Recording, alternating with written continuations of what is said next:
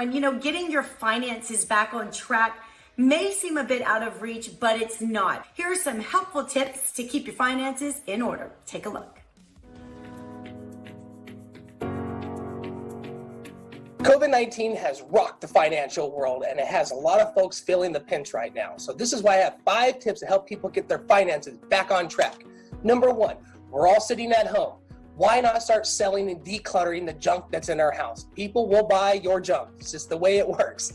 So start going through your spare bedroom, your shed, your closet, your garage, wherever you have all this extra stuff at, and you can sell it on Facebook, eBay, Let It Go, Craigslist, a lot of free sources out there.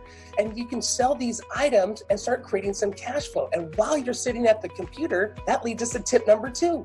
Start going through all of your reoccurring bills and subscriptions. You will be amazed on how much money you are spending on little tiny things such as a mobile app or a magazine subscription or some other sorts of media subscription that's just only a couple bucks a month, so we don't really feel the pinch. It's easy to spend the money when you're not feeling that little pinch, but after a while it all builds up, and if you go through it, you may be very surprised.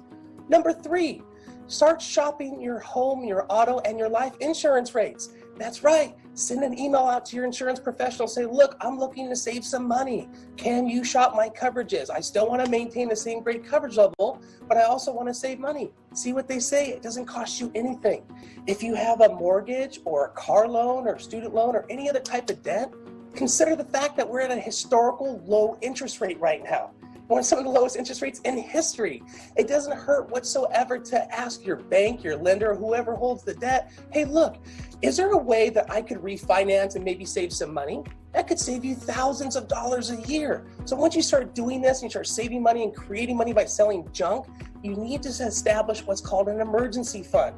You should have between 3 and 6 months of emergency money. However, the average American has less than $400, and it's probably a lot less now after this pandemic.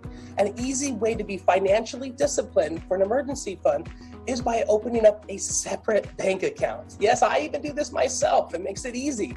I have one account where the money comes in, and then I have another account where it's drafted out. So for example, if you have your paycheck coming into one account, open another bank, and have that bank pull the money from your checking account into that emergency fund. This way it's out of sight, out of mind, and you don't have to worry about it. Obviously, make sure it's comfortable for you. You don't want to have too much going into savings where you can't afford the other bills or pay credit cards or anything to that nature. But even if it's a small amount, the point is you're being financially disciplined, you're setting money aside and stashing it away for a rainy day. The 5th thing to do is create a family budget. Yes, you have to sit down, you have to go through every single bill out there and figure out, how can I live within my means? Because if you are living within your means and you have an emergency fund and you're creating ways to save money and cash flow, you're going to be much better financially poised for the future. For more information, you can go online to roysnarr.com.